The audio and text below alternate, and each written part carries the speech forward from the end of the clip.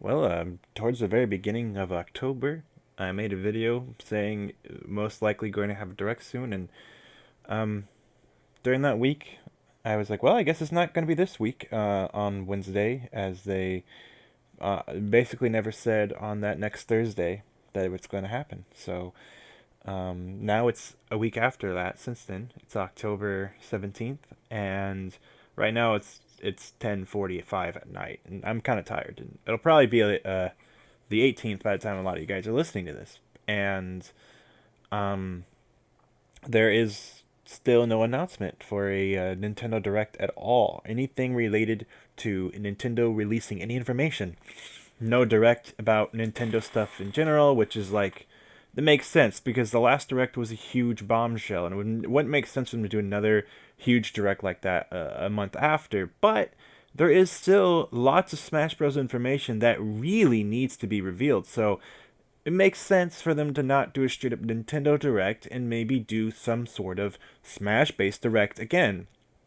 There is a lot of information. Um, Sakurai already said that he's going to announce every single character, and that every character has not been announced yet, unless Isabelle was supposed to be the last character announced. But the thing is that he's already said in an interview that he's probably going to slow down on character announcements from now on. And he said that after Isabelle was announced, meaning there's still a few more characters. We don't know how many more.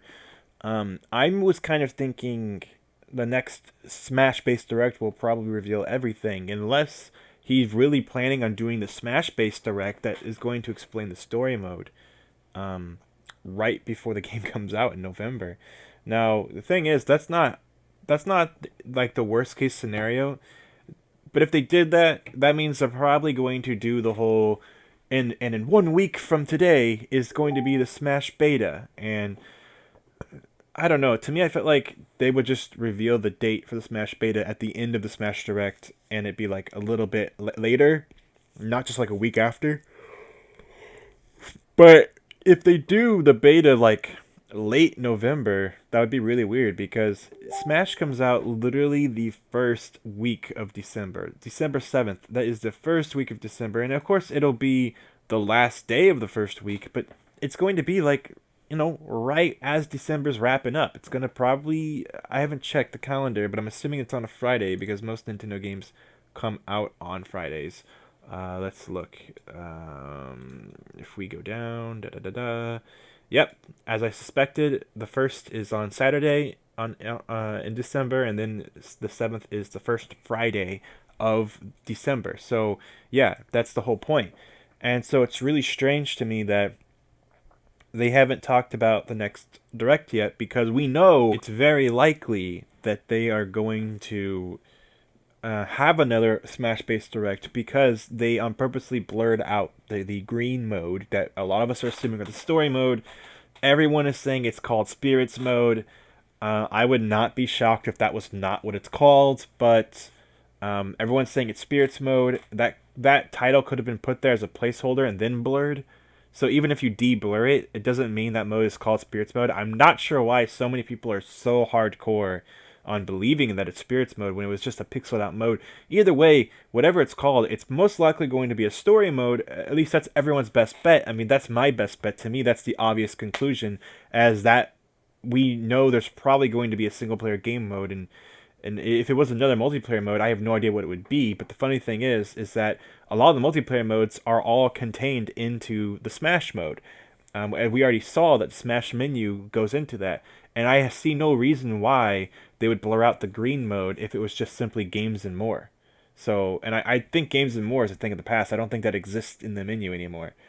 So I'm thinking whatever it is, it has to be some sort of single player mode or some sort of campaign driven mode, maybe an adventure mode, or something big enough to warrant its own separate mode. And yeah, so to me, it has to be the green, whatever that green mode is that. And they're going to reveal it before the game comes out for sure. They're just at this point they just want to hold on to the information until it's closer to release. That way they have more to talk about. To me, it seems like they've had enough. They have enough information stored up left to talk about. We could talk about more boss fights. We could talk about how those boss fights interact with the game, because we know that there's boss fights, but we just don't know how to access them. Are they going to be in a part of the all-star mode? That's not very likely. Where else would they be a part of? Maybe the classic mode for particular characters? It didn't seem so, because it seemed like every character was fighting against Dracula, and then they showed a bunch of other characters who were fighting against Rathalos. So we know there's boss fights, but we don't know how to get to those boss fights. We have no idea. And most people are stumped, and because they're stumped, they're like, well, it has to be the green mode. Whatever the green mode is, it has to be that. Which makes a lot of people think of multiple branching paths with different ways you can go, and that could be either adventure mode or subspace emissary mode. So what we could get could be something very similar to one of those modes, or something in between, or something completely new that's just inspired by those modes in a similar way. And I think that, I mean, honestly, what we could get could be something more like an open world free roaming version of the 3DS game, where I think it was called Smash Run, where you went through the stage and collecting power ups and stuff. It was basically just Subspace Emissary, but with completely made into a multiplayer game with none of the single player content at all. They might do something similar like that, sort of like the end game of Subspace Emissary, where it turns to a giant maze. It could just be a giant maze right from the start, and you might find a whole bunch of crazy stuff, and that could have a 2-player option, and do this and that until you unlock a bunch of characters. And in fighting boss battles and stuff like that, and you have to find hidden paths and stuff like that. That could be a ton of fun.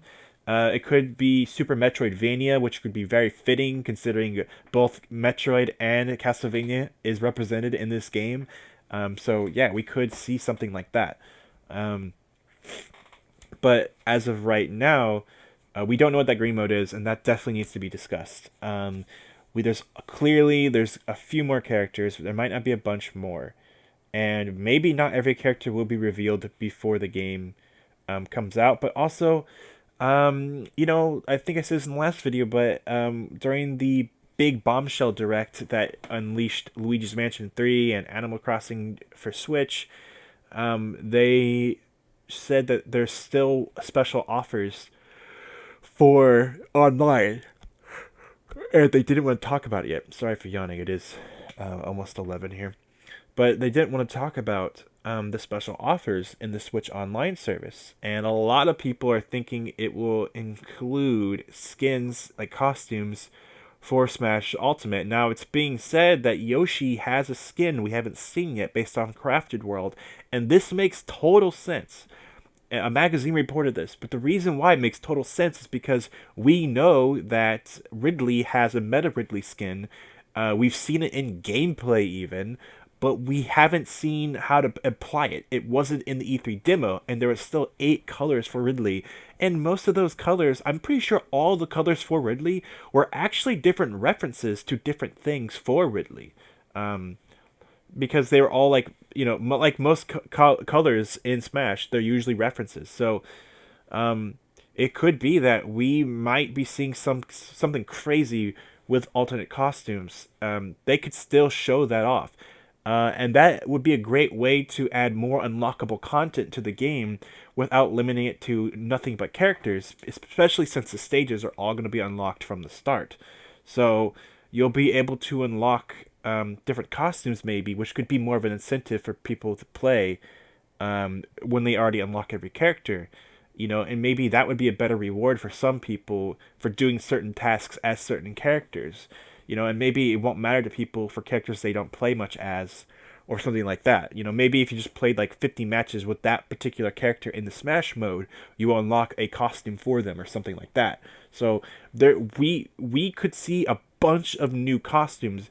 And the funny thing is that Mario, Link, and Pikachu, those are probably 3 of the biggest icons in the Nintendo family. They all have alternate costumes now in Smash, which is really cool because at first that was saved exclusively for Wario.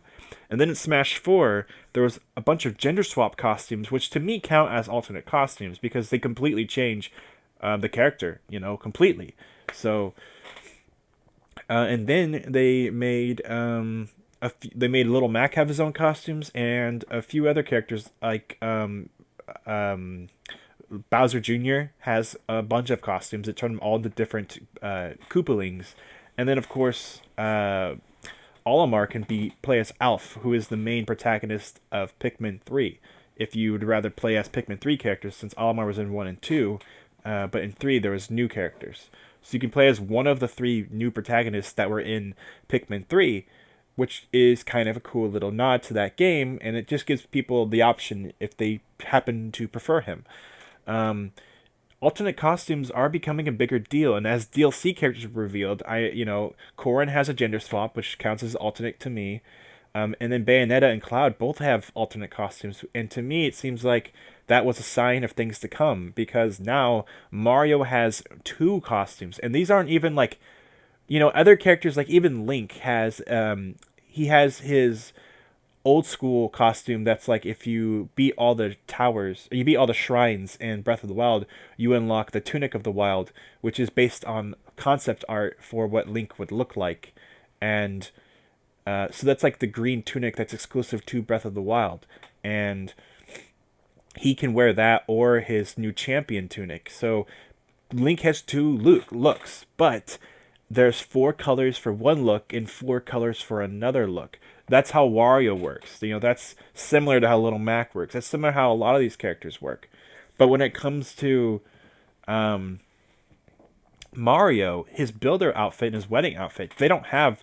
It's not 4 normal Mario colors and then 4 builders and then 4 wedding outfits, or like 2 builders and 2 weddings. He just has 1 wedding outfit and the 1 builder outfit, which makes me think that down the line Mario could be getting more outfits as far with DLC, and Luigi could even get some DLC outfits, and Peach could get some DLC outfits, and lots of characters could just be getting outfits. There could be a lot more outfits than we realize. I mean, Sakurai is representing Zelda with Link Between Worlds, and people might not really want that. And to me, I think it's cool because Link Between Worlds is kind of like if Link to the Past got like a retouched, updated version. That's what it'd be like. So to me, when I see Zelda from Link Between Worlds, I think of Link to the Past Zelda, and Link to the Past is my favorite Zelda game.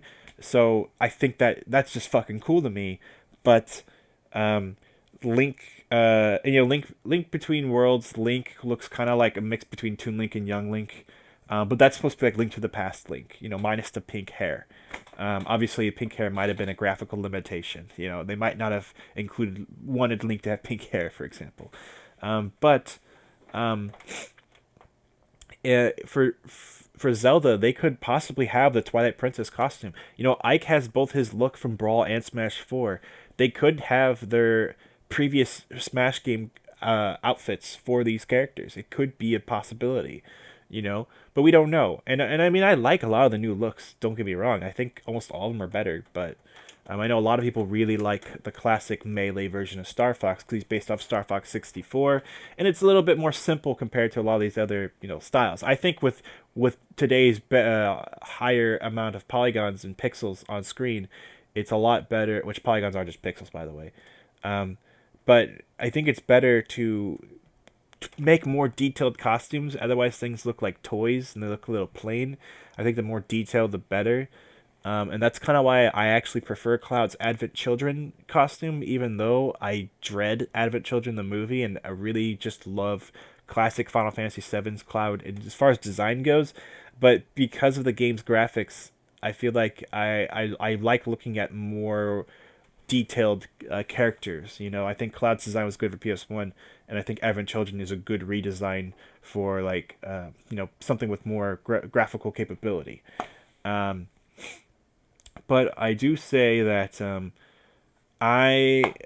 we could see a bunch more about special offers for the online with Switch, and that could lead to more alternate costumes. That could lead to our first DLC character. We might see who the first DLC character is. A lot of people are suggesting the first DLC character will be Geno, and Geno won't be in the base game. To me, I don't understand why. I feel like if they were planning Geno, then they would already have fucking put him in the game. But I could see him being the first DLC character only because he doesn't have that star power of popularity, but also because if they wanted to do a big head-turning character, Simon Belmont is not a big head spinner. King K. Rool and Ridley were probably one of them would have been the biggest head spinner, but the fact that they have already showed both, it's got like K. Rool isn't much of a head spinner, mainly because Ridley is. But Ridley, also, when you really think about it, isn't that much of a head spinner because it's like it's only a matter of time before they put this motherfucker in the game. Like, how many more games can they go without adding in more villains? Like I don't even understand why they didn't even put Waluigi, and I really don't understand that at all. The only reason I kind of understand it is because Sakurai already said this game is not about having a shit ton of newcomers. It's about every character coming back and then having some great newcomers on top of it. So, that was more the point of this one. So, and honestly, Snake coming back was a head spinner. It's like um, Simon and K. Rool weren't, because Simon made sense now that we knew that Snake was back, and K. Rool made sense now that we knew that Ridley was in the game. But what we're still not sure about is the Square Enix character, which a lot of people seem to think there will be one based off of Vergeben links. And the thing is about Vergeben leaking is that he's definitely someone to look out for. He's definitely been credible, as everyone's already discussed. And well, I don't believe him 100%, but I do believe he's trying to tell people what he knows. And I think it's very likely that Square Enix has a new character, and to me, I feel like it's a no-brainer that's Geno. But a lot of people have made a good point to me and pointed out that the person that Sakurai talked to, the person he spoke out with, was Nomura. I can't remember his full name, but he's the creator of Kingdom Hearts. He's the lead director of Kingdom Hearts, and he's also the designer from Final Fantasy VII. He did the art design for one character from Final Fantasy VI, and that was Setzer, aka the guy who pilots the airship in Final Fantasy VI with the white hair and the long cloak. He is in Kingdom Hearts 2 actually, which is funny because it's like the only character from Final Fantasy VI he designed is in the game, and like there's no like prior Final Fantasy characters. They're all characters from 7, 8, and like 10, and I think there's like one from 9. This is Vivi. But like basically Nomura put in characters that he designed. He designed Cloud, so Cloud's in the game. So he's got a lot of clout at Square Enix. He's extremely important to Square Enix. He's definitely beloved by Square Enix. So he talked to Nomura, and Nomura was the reason why we got Cloud in the game. Basically, Sakurai formed a relationship with him. So my theory was that maybe Sakurai talked to Square and put Cloud in to get good with Square. That way they could put Geno in later. And now it's starting to make sense that maybe Kingdom Hearts is Nomura's baby. That is the game he is creating, and Kingdom Hearts 3 is coming out, and Kingdom Hearts would fit perfectly in Smash. It's just a matter of if Disney would let them do it, and honestly, I don't see why Disney would care. Considering all the Kingdom Hearts bullshit that Square Enix makes, when you look at the fucking PSP games and 3DS games and the insane story, what Square Enix does with the Disney license, Disney does not seem to really give a shit. They just kind of let them do whatever the fuck they want, and it's probably because those games get results. It's because those games sell well. Those games are beloved and make money for Disney. So Disney probably doesn't give a fuck. It's like, dude, just do what you want. Just make sure you represent these core values, and we're fine. And that's what they do with Kingdom Hearts. So, like, they're allowed to do this edgy hot topic shit, and they're allowed to make these fucking mobile games and all these insane games, like these PSP games and the 3DS game and all these stupid games. So many fucking games. Kingdom Hearts is so weird, and with it's very stylized too. It's like this weird stylized game that's very, it's very Nomura. Like, the director is put his scent, he put his musk all over the franchise. It's very personal to him. So it makes a ton of sense that Sora could end up in Smash because he just requested it from Sakurai. And Sakurai could have looked at the Smash ballots and said, wow, Sora was requested a lot, and Nomura wants me to put him in the game, so maybe we should. And he's been on Nintendo stuff before, more so than Snake even. Definitely more so than Cloud. So putting Sora in, there's no reason why it can't happen. My only argument against it was ever because it's just Disney.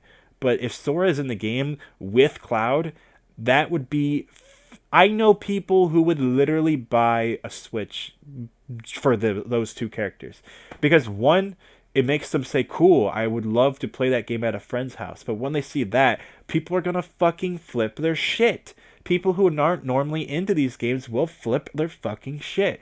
So this is a good way for Nintendo to sell fucking Switches, honestly. And maybe this could lead to more Kingdom Hearts in the future on the Switch. Maybe it'll only be a spin-off title, but it's like we're getting Final Fantasy 15. We got it. We got Final Fantasy 15 on Switch, but as this weird portable game.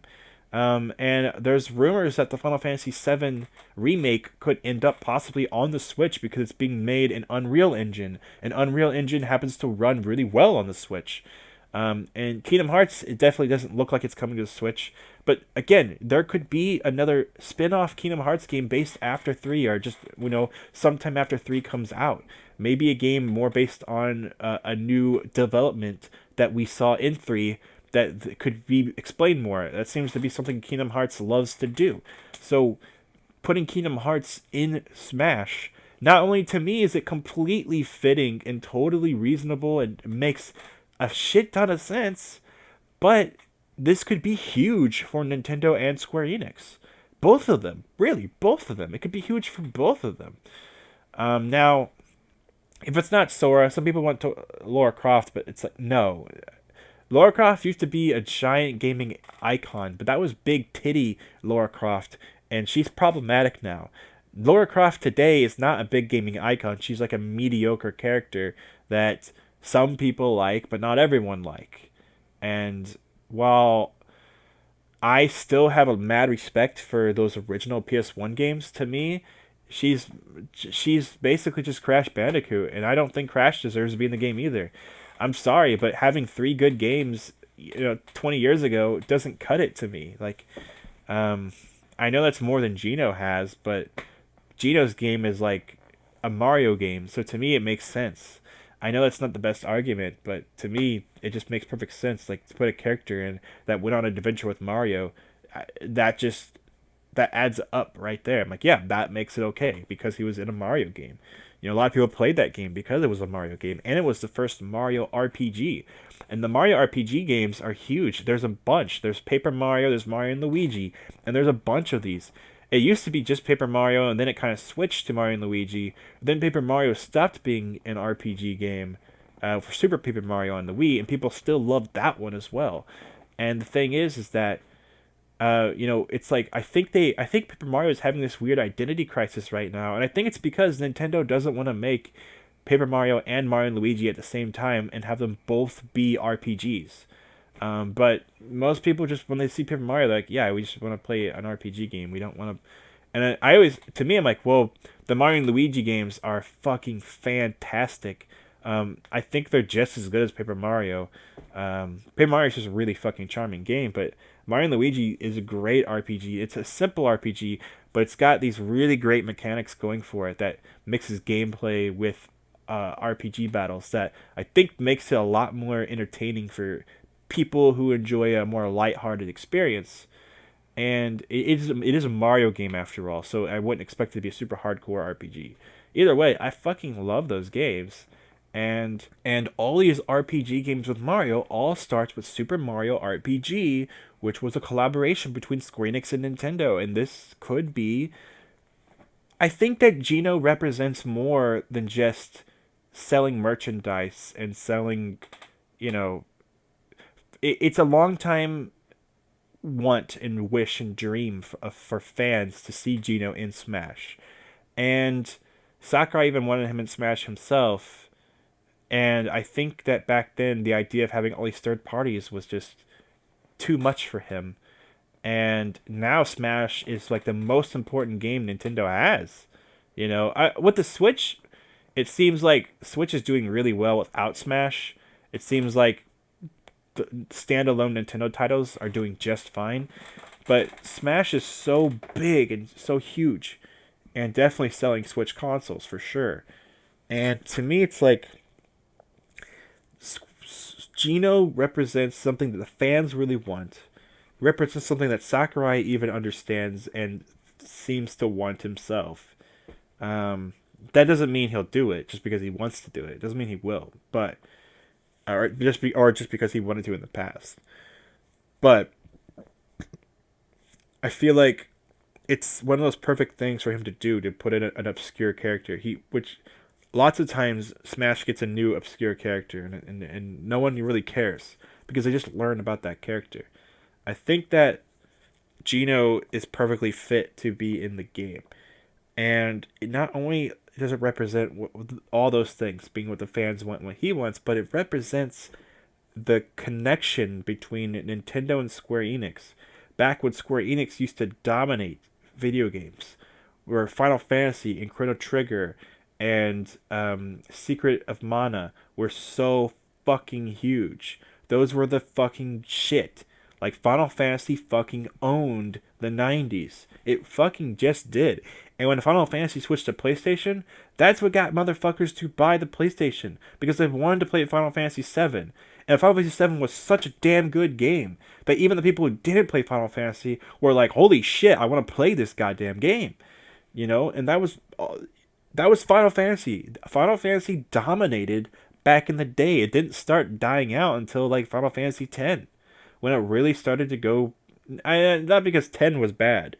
It's just that it seemed like after 10 they just started losing steam, and it might be because those games were harder to make nowadays with the evolved graphics. Square Enix couldn't just simply rely on Final Fantasy, and I think Kingdom Hearts was a great way for them to stay in the gold mine. But you know, it's like back then in the glory days, man, Square Enix dominated games, and if you wanted to play games, you played on Nintendo because Nintendo was dominating. You know, that was like the force that was. I guess it wasn't dominating Sega. Sega gave Nintendo a run for its money, but Nintendo was definitely beating them out, especially once it transitioned past the Genesis and it was time for the Sega Saturn to come out, and no one was really into it. Um, you know, so it's like, yeah, that was a great relationship between Nintendo and Square Enix back then when, you know, those two could together were doing amazing things. So I think that this could be returned to those glory days, and you know the relationship between Gino is, yeah, that was literally a collaborative game where Nintendo said, "Hey, Square Enix, make one of these fucking fantastic games you just keep making, and do it with our most important icon, literally the mascot of our goddamn company, who's on the back of the Super Nintendo with the little call for help number. He's literally on the fucking console because that's how he's on the box of every console. He's that important. Like Mario is like there is no Nintendo without Mario. Take Mario and make a game for us using fucking Mario." Like that's what Gino represents, man. Gino represents how tight things used to be and how awesome things used to be. So putting him in, and people always say like, why is it important? That's why it's important, man. That's why it matters. Okay? That's what Gino represents. Like putting Cloud in Smash, people are like, why? Cloud wasn't even on a fucking Nintendo console. They should have put in a character from that was actually on the Super Nintendo and not a PlayStation character. Dude, fuck that. To me, it makes so much sense for Square Enix and Nintendo to work together. But I get it. Like, but nowadays, I feel like Square Enix and Nintendo are tighter than ever.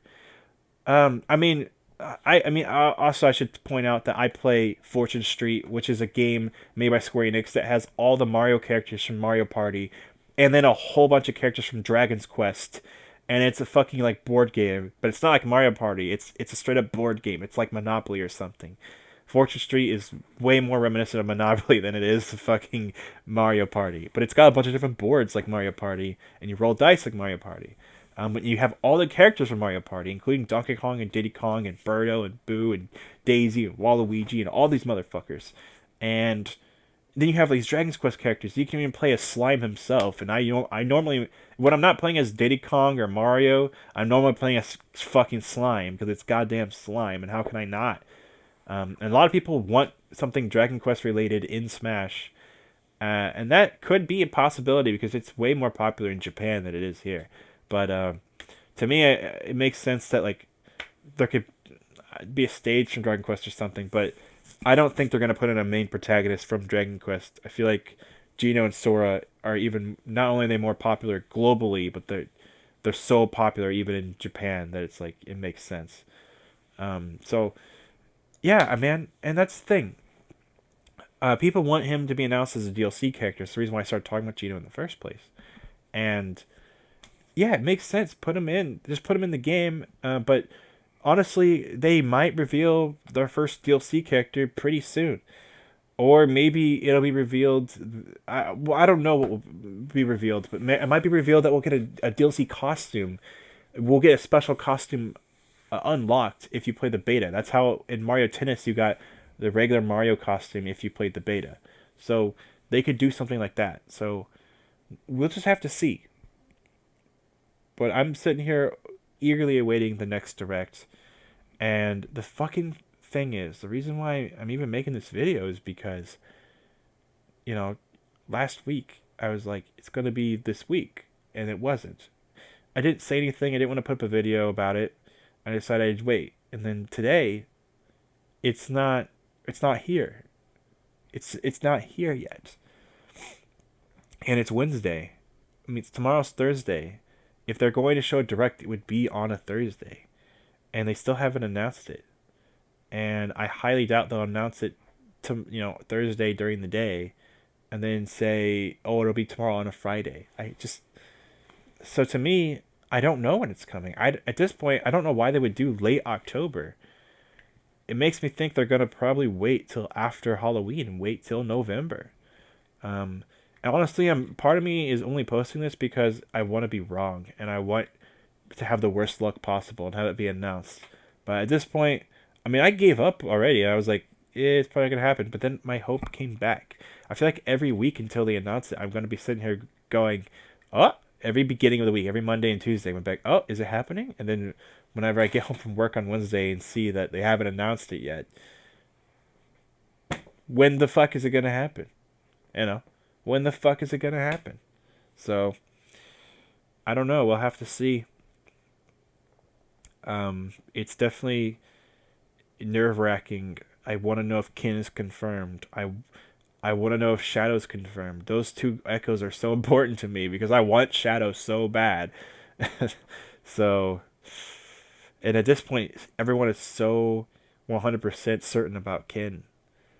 And I just want to see it to believe it, And I want to know if what the Minecraft content will be. Will it be just a stage? I want to know if there's going to be another boss character from another third-party game like Rathalos. Maybe it'll be something else crazy that no one expected.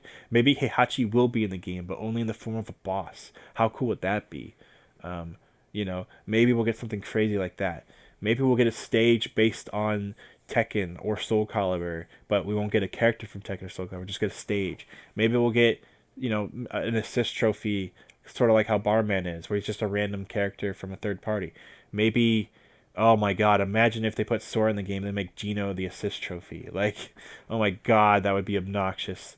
But they could put another like Final Fantasy character even as assist trophy, like Terra from Final Fantasy VI could appear as an assist trophy. They could do a lot of different things with assist trophies. It could just be a random character from a third party we could see. There could be a bunch of Square Enix content released in this next direct. We still have to see, and we have to learn about these bosses. What bosses will we fight? Will we have to fight bosses like Wily and Eggman, as well as bosses from the other Nintendo games? What Mario boss will it be if Bowser and Bowser Jr. are both in the game? What if it's like Petey Piranha or something like that? What boss will we fight from Mario? Will Skull Kid not be a playable character, but will he just be a boss character? After all, his assist trophy is missing, and that to me, while some people are saying, "Oh, it's stupid to think Skull Kid will be in the game because, just because the moon is in the game, because no one asked for Skull Kid. He's not popular in Smash ballots. Well, why was he removed as an assist trophy? It makes no damn sense at all. Why just replace him with the moon? It doesn't make any sense. And if anything, you could have had Skull Kid come and snap his fingers, and then the moon comes down. Just having the moon appear It doesn't make sense. Why get rid of Skull Kid? So to me, it's like, no, Skull Kid's probably playable. Much like how when Isabel was removed, she was playable, and when Dark Samus was removed, she was replayable. You know, a lot of characters that people have been clamoring for have been removed as assist trophies. I think are most likely going to be playable. We'll have to see. But yeah, uh, I don't know. I just don't know what the holdup is. Why not just release the direct now? Unless they want to release one character this month and then release another character, or then release the Smash Direct in November. But also, maybe when Sakurai said they're gonna slow down on character reveals, maybe he meant we're gonna wait a fucking month and we're not going to release a character until November. We're not going to release the next characters until November, and then the Smash Base Direct will be in November. Maybe that's what he meant when he said where he's going to slow down. I don't know, and is that's the thing. That's what I'm tripped up on. Is I just don't understand. I know he says he's going to slow down, and in my theory that the next direct will reveal every last character that's remaining. That doesn't exactly hold up with what he said with character reveals slowing down. So maybe that means that there's going to be no Smash information during the entire month of October, which to me seems like a weird pacing idea. But hopefully, there's at least one character announced in October before a November Direct. I think it's very possible to get a November Direct as it is right before the game comes out. If they did it, I think it would be during one of the first weeks of November, if not the midpoint of November, sort of like how Isabel was revealed.